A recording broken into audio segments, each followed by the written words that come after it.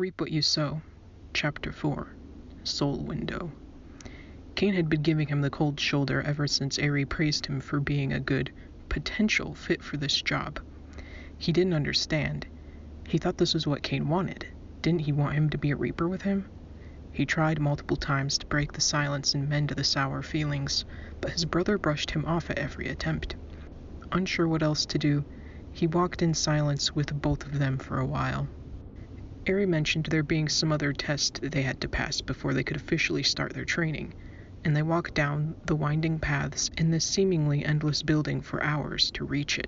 He wasn't used to all the exercise, and all he wanted to do was curl up in the hallway on the cold floor and take a nap. It only got colder the farther they descended into the building. So cold, in fact, the walls were coated in a thin layer of frost.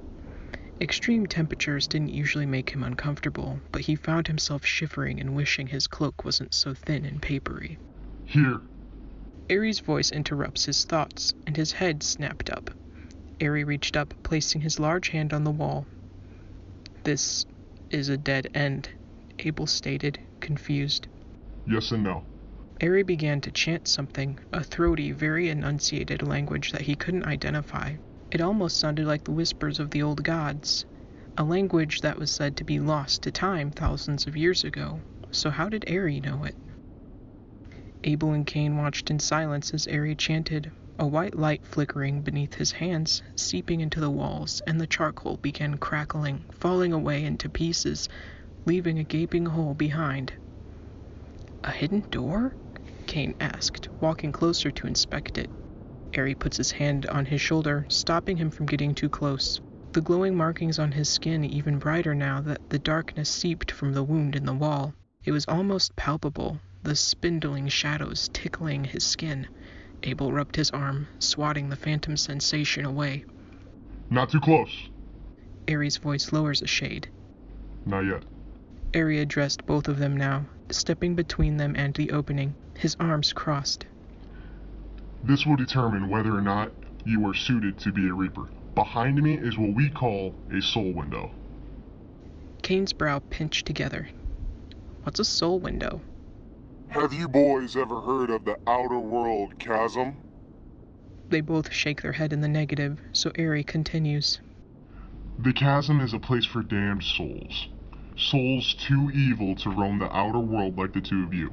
So they get cast into the deepest, darkest part of the realms. They're then chained to the cavern walls, cursed to forever drown in the gods' tears. Wait, the gods' tears? Abel asked, curious. From all the books he's read, he's never heard of such a thing. Ery only waved off his curiosity, though. Minor details. Point being, this room is a window to the souls of the damned. They are offered temporary relief when they agree to help choose new reapers. But if they're evil, how can they be trusted? Abel asked. We only let specific souls reach out to you. These in particular have long since atoned for their crimes, but only the gods themselves have the power to release them. Ery pressed his lips together. But they don't. The least we can offer them is a moment to breathe. A brief escape from their hell, until it's time for them to return. Abel nodded, his heart sinking. Drowning for an eternity even after one has paid for their crime? He couldn't imagine eternal torment like that. It didn't seem fair. Why did the gods allow this? So what do we do? Like, how do we talk to these souls? Cain asked. You will have to take turns. The messages the souls relay to you are for you and you alone. So, which of you will go first? Me. Cain steps forward, standing tall. Ery nods and sidesteps to allow Cain to pass. You may enter the window. You will know when it's time to return. Cain nodded, stepping over the rubble to enter the dark void, and soon the shadow swallowed him whole, leaving Abel behind in an awkward silence with Ery. Ery leaned back against one of the walls, sliding down into a sitting position. You may want to sit. This part usually takes a while. He nodded in Abel's direction. Abel stood rigid for a moment, unsure of what to do, but eventually followed suit and sat down, keeping his gaze on his hands. Abel, why have you come? Eri asks after a moment of quiet. A little taken aback, Abel didn't answer immediately. I came because I wanted to? Unmoved, Eri continued. Your brother convinced you to come, did he not?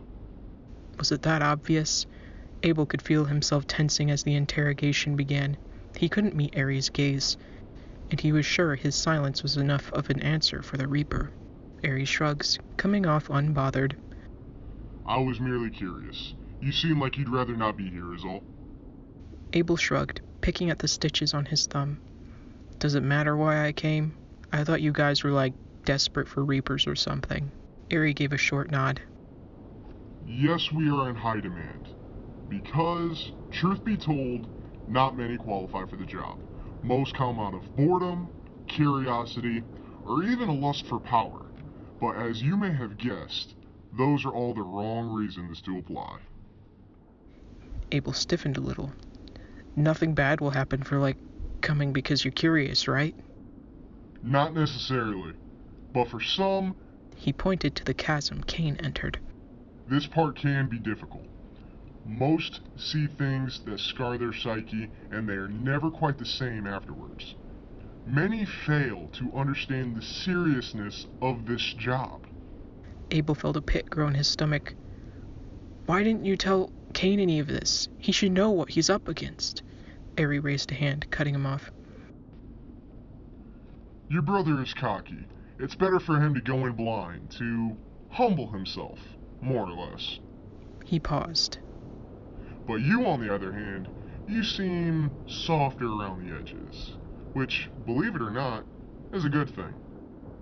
Unlike Kane, I think you need to be mentally prepared for what lies ahead. He blinked, unsure how to take this information. Thanks, I guess, he mumbled, staring into the chasm, worry swirling in his chest now. He wanted to run in and save his brother, but he had to keep reminding himself that his brother would be capable and was probably just fine. It felt like an eternity passed while they waited, and Abel couldn't stop fidgeting. He and Eri tried to exchange small talk in the meantime, but he couldn't really focus on any of the conversation. Finally, Kane stumbled out of the soul room, shivering uncontrollably while leaning up against the wall to keep himself upright. Abel sat up, looking at Kane, wide-eyed. Hey, are you... Kane grimaced and held up a hand, motioning for him to stay away. I don't need help, he grumbled. Just take your turn so we can get out of here. Abel frowned, a little hurt that his brother kept pushing him away, but nothing good would come of him trying to help against Kane's wishes. So instead he shot a worried glance at Eri. Eri stood next to Kane, letting him struggle into a sitting position on the floor since he refused his help too. He nodded at Abel, his expression as relaxed as ever.